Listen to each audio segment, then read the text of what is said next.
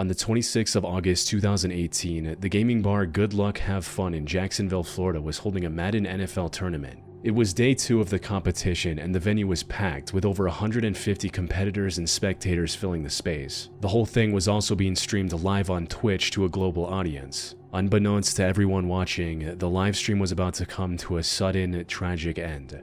At around 1:30 p.m., an armed man entered the building out of nowhere and opened fire into the crowd. The live camera feed just happened to cut to full-screen gameplay just a second before the incident, but viewers could still hear the gunshots ringing through the crowded room. Inside the bar, everything descended into chaos within seconds. Some players dropped their controllers and tried to find cover under the small tables, while others tried to make their way to the exits. Unfortunately, it was a small venue with equipment and clutter everywhere, making it near impossible to get out quickly. Luckily, the firefighters union was training in the area when the attack happened, allowing them to reach the site in just 2 minutes after the first 911 call at 1:34 p.m. They provided critical first aid to the victims who managed to escape the building, but they couldn't go inside to look for more survivors. They were completely unarmed, and while the shooting had stopped by then, the suspect was likely still inside. Fortunately, the police arrived just a few minutes later. They began sweeping the building immediately to find and apprehend the attacker before he caused any more harm. By the time officers reached the tournament venue, however, he was no longer breathing.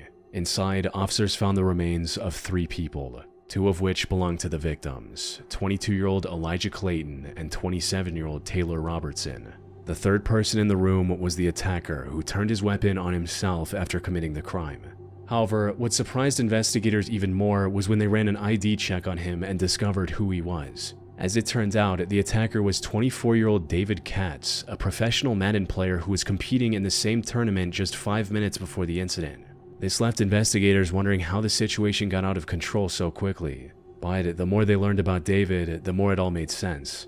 He was born as the second son of a highly educated and stable family. His father, Richard, was a NASA engineer, while his mother, Elizabeth, worked as a toxicologist for the U.S. Food and Drug Administration. Unfortunately, David suffered from mental health issues ever since he was just 9 years old, which became a major point of contention between his parents. Elizabeth wanted to give him antipsychotic medication like Risperdal, while Richard was completely against the idea. This disagreement became one of the reasons behind their divorce in 2007, when David was just 14 years old. His custody was granted to Elizabeth, and that's where everything went wrong.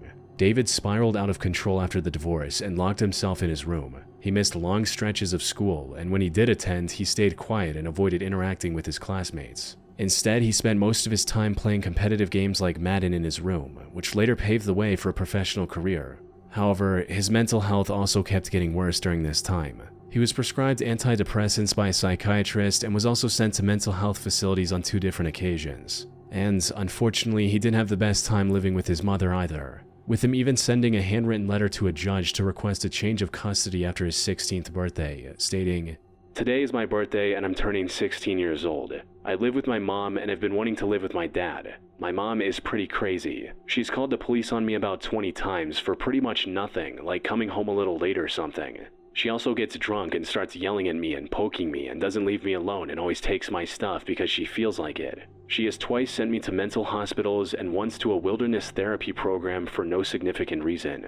I also can never talk to her anymore because I hate her more than anything in the world."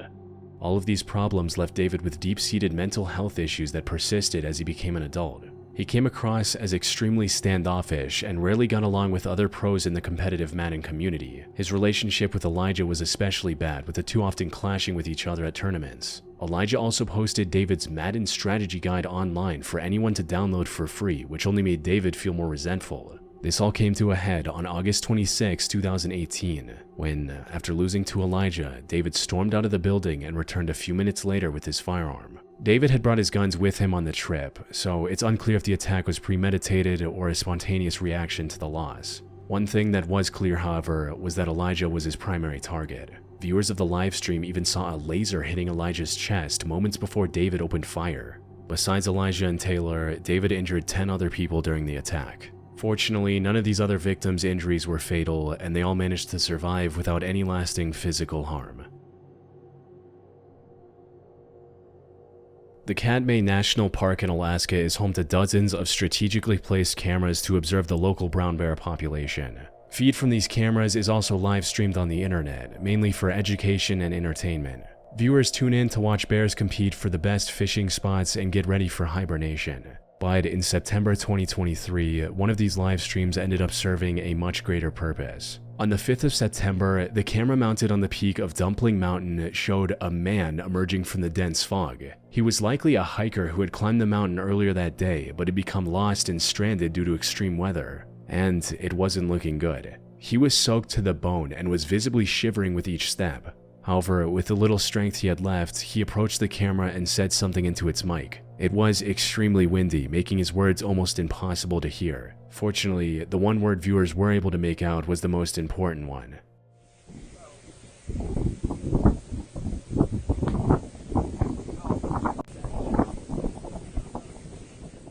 Viewers contacted Explore.com, the company that operates these wilderness cameras, prompting an immediate search and rescue mission for the hiker. But here's the thing, this whole incident was nothing short of a miracle. It was already incredibly lucky that the hiker spotted the camera in the dense fog.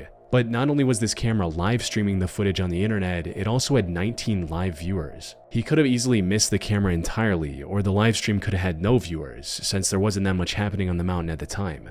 And if that were the case, the chances of him surviving would have been close to zero.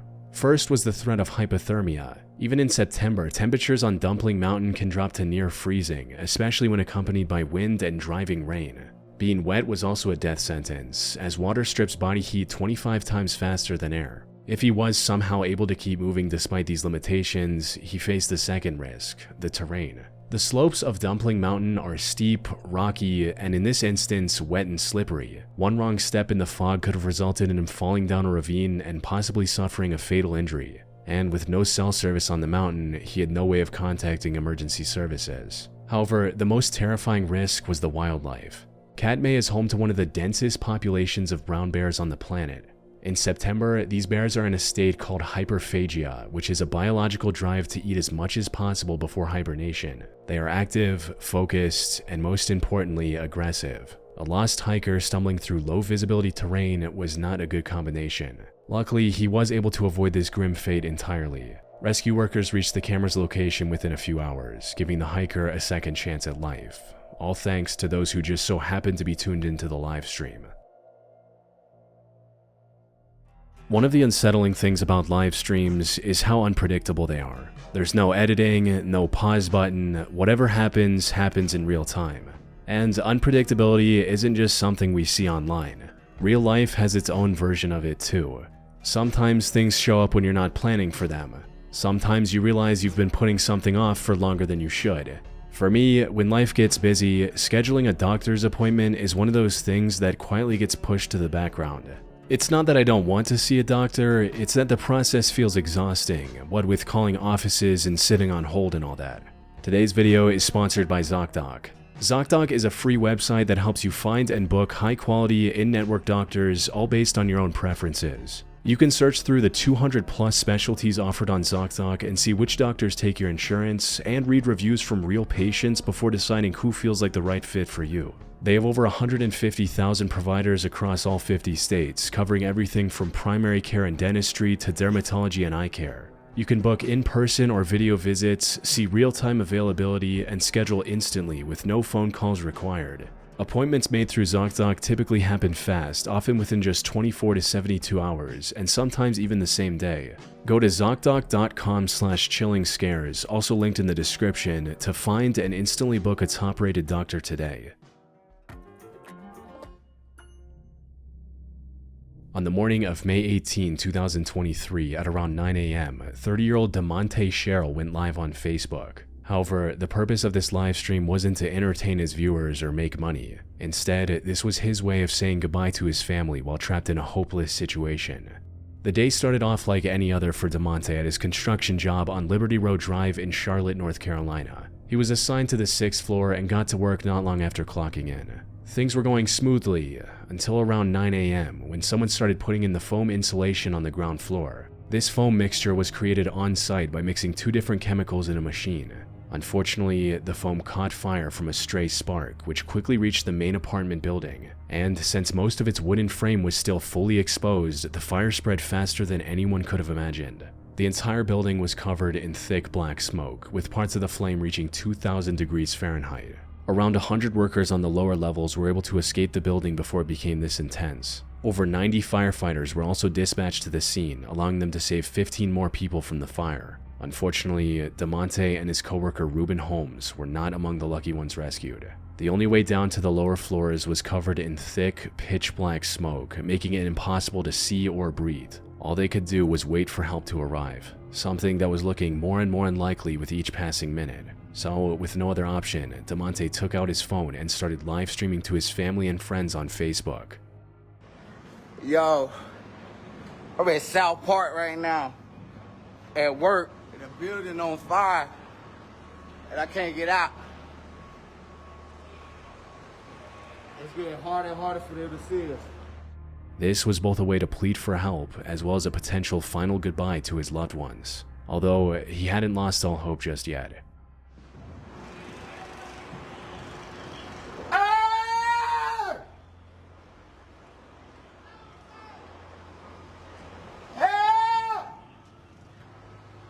Somebody send help, we're at South Park. Help!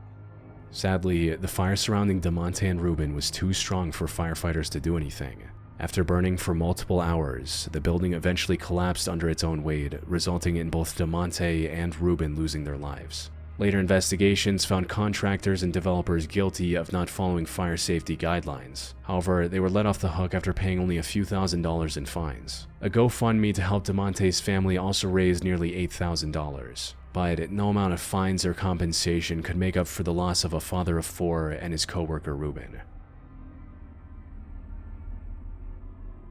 On November 22, 2016, 19-year-old Anthony Gillia went live on Facebook from Jackson, Michigan. He appeared heavily intoxicated from alcohol and potentially other harder drugs. He was also extremely angry at something. However, understanding the source of this anger was easier said than done. He was waving his firearm around, drinking even more, and speaking words that were barely comprehensible.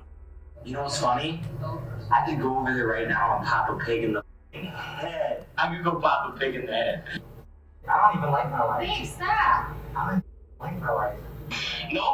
No laws, no nothing for me. I don't give a I got one in the chamber right now. Maybe stop. I have no problem. Maybe stop. From what the viewers were able to gather, Anthony was mad at his younger brother Noah. There was already a lot of tension between the two ever since Anthony's parents kicked him out of the house. But then Noah apparently sent a threatening message to Anthony, which sent him off the rails completely and resulted in the Facebook live stream on November 22. It's not off right now. Almost. Hey, stop. But almost isn't enough, right? There's a cop on. Oh, there's a cop. I'm so scared. What's up? What's up, Live? Can someone talk to me? Alright, who wants some beef? Alright, if there's just one of you, then I'll fight you. But if there's more than one, I'll shoot. What's up? I'm crazy. Guaranteed crazy. Anthony spent much of the early stream making vague threats toward Noah and those closest to him. Now, this would normally be the end of it, but for Anthony, online threats were only the beginning, because he next went to the house where Noah was staying and actually opened fire, all while still broadcasting everything live on Facebook. Maybe he just wanted to scare his brother Noah. Unfortunately, this plan backfired horribly. You see, the bullet missed Noah completely and went through the basement door on the other side of the room. Behind that door was the other resident of the home, 26-year-old Brittany Southwell, who was holding her 7-month-old baby at the time. The bullet hit her in the back before doing irreparable damage to her internal organs. She was rushed to the hospital as quickly as possible, but tragically passed away soon after, leaving her baby without a mother. Anthony was arrested and taken to the police station for questioning. However, even after taking the life of an innocent bystander, he didn't show an ounce of remorse. Crazy? Who's crazy? Who's crazy? Who's crazy? Stop it. Who's crazy? Give me that. You have to be. Stop! Get out of here. Did you shoot someone? I don't know. You're dumb. You're being dumb. What's up? What's up? See me in the Aryan Brotherhood in prison. Oh my God. See me there. He went as far as to say that he could have killed everyone in that house if he wanted to during interrogation, as if that somehow justified or excused what he did. Anthony stood trial for taking the life of Brittany in May 2018 and was given a life sentence without the possibility of parole.